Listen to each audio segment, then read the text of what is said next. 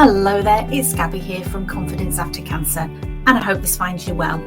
This week I'm going to be talking about 2 quick ways that you can boost your confidence no matter how you're feeling. And this is something that comes back to me time and time again when people are asking for help. What can I do when I don't feel confident?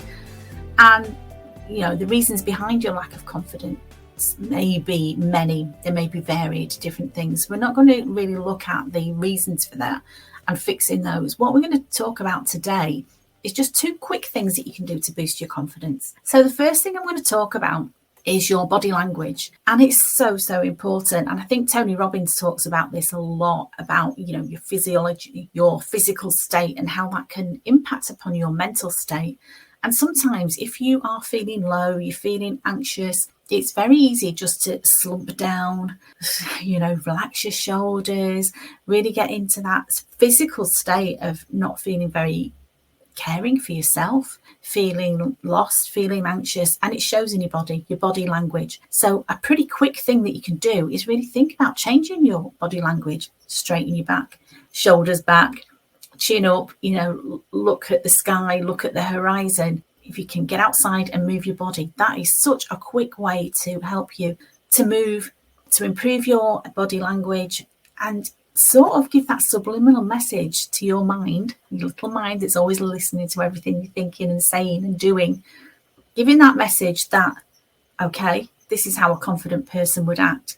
And that's something I always think is a very good thing to do.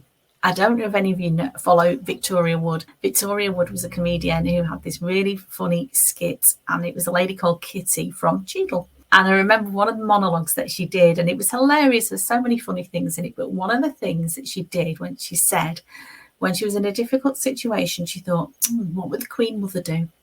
And she sort of used that back in the day, obviously, when we had the Queen Mother. But she used that as an example of thinking, I'm not really sure in this situation, what would she do? And I found that back in the day, when I was struggling with my confidence, to think about somebody that I held up as a role model. And it's not that you're going to, mimic this person or become exactly like them, but think about something that you admire. If you're struggling with your confidence, think about a really confident person. It could be somebody that you know. It could be somebody in the public eye. It could be a fictional character. It doesn't have to be a specific person. But what it has to be is somebody that you've connected with, that there's something about them that you think, she's or he is confident. That's the way I'd like to be. I'd like a bit more of that. And thinking about, what would they do in that situation? So for me, when I was younger, and still to a degree now, I always held up Madonna as somebody who had ultimate confidence. She knew what she was about. Yes, she had her haters. She had people who would criticize what she did, but she didn't let that knock her off course. She didn't let that dent her confidence. Or if she did, she didn't show it, did she? Her public persona was that she was a confident woman. She knew what she was about. She wasn't afraid to take risks. And that's something that I admired in her. So I'm not saying I live my life like Madonna, but her approach to her confidence, her approach to not letting other people knock her off course, it is something that I admire. She's getting older now and getting a lot of criticism for her music or the way that she looks or things like that. But again, she doesn't appear to let that deter her from what she's going to do. So, and that's always a lesson as well, because if you live your life for other people, looking for other people's approval, then sooner or later you're going to be disappointed, because people will criticize you. Some people will. And I've said this before, you can't live your life trying to appeal to everybody and making everybody like you, because some people won't like you. But you know what? That's okay. They're not your people. The thing to be is just be yourself. Be true to yourself. And hang on to what you believe to be true, and the right people will love you for who you are, for being the beautiful person that you are. Some people might not like that. They might not like you, but they're not your people. You're not trying to appeal to them. At the end of the day, the person you've got to appeal to, and the person that you've got to be at peace with, is the person that you look at in the mirror. That is the most important person. So my first tip then is body language. Body language can do a huge amount for you. If you're in a social situation where you're feeling a little bit anxious, it can help just to think about your physiology, think about your body language, deep breaths, shoulders back, chin up. You're as good as anybody else. You're not looking down on people, but you're not looking up to people either. You are as good as anybody else, and just be confident in yourself. So act as if, just act as if. act as if you are that confident person. And little steps by little steps, over and over, by acting as if you are a confident person, it will actually increase your confidence. Trust me, it's worked for me. The other thing I'm going to talk about, the second thing, and I've touched on this before with confidence, is watching your internal language. I've just said about you not looking for other people's approval. But for me, what really helped, I found it very difficult when I was younger to take a compliment. I really did. I brush it off. And I think it's quite an English or a British thing to do as well. When somebody says, oh, I like your dress, to say, oh, this old thing, oh, I got it in the sale. Or really to be self-deprecating about yourself and really trying not to be arrogant and trying not to big yourself up. We're not talking about that when we're talking about improving your confidence. We're talking about being proud of yourself. That's not arrogant. It's about loving yourself for the beautiful person that you are. So I found it really useful back in the day when I had a paper diary, because I'm quite old school, to write down if somebody gave me a compliment, just so that I could look at it and remember it. And you might want to do that now. If somebody gives you a compliment, accept it in the spirit that it was meant, because people don't have to give you compliments. I'm sure that if somebody gives you a compliment, they meant it. So smile, be grateful, thank them for it. And if you want to, make a little note of it in your phone. If you use the notes facility, as I do, I have to remember a lot of things.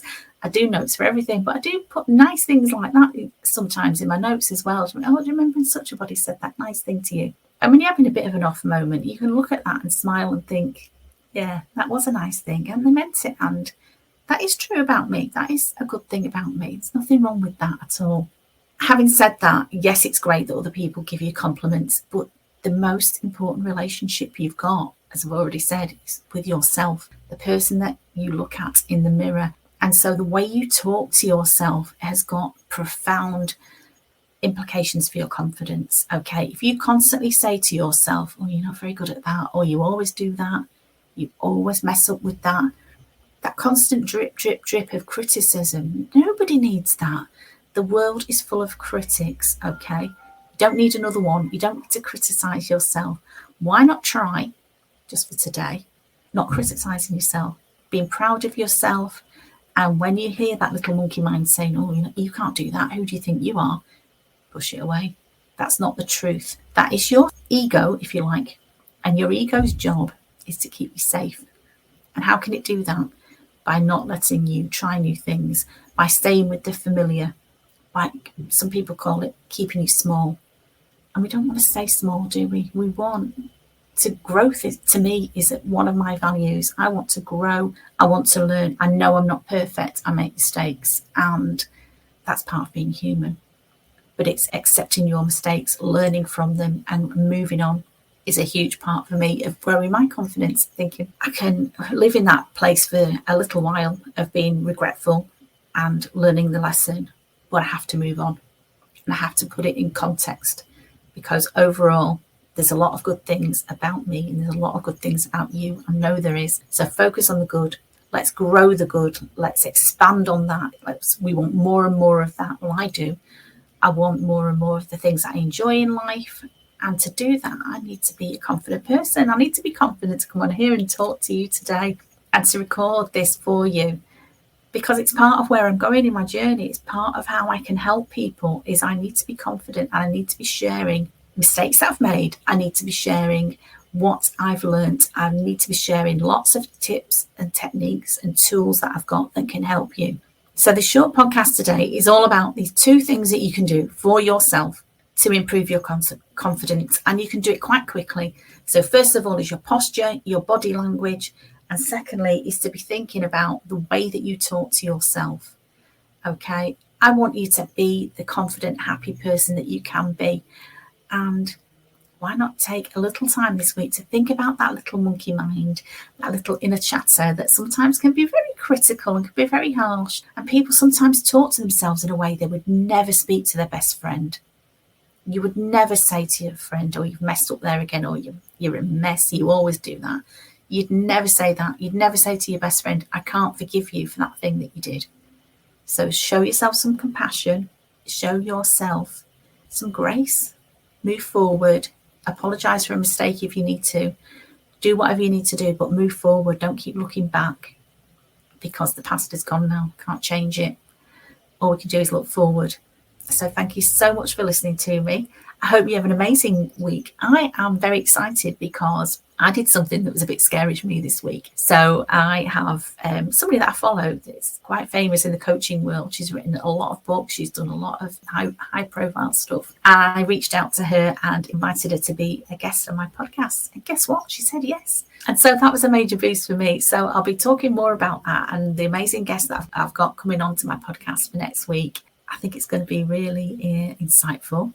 She's like me. She's a midlife woman. She's had her ups and downs. She's reinvented herself more than once, and she's got lots of tools, techniques, and help for you if you want to improve your confidence. So thank you so much for listening.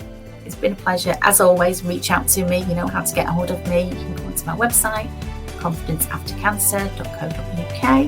I'm looking forward to hearing from you, and let's speak very soon. Take care, my lovely. Bye-bye.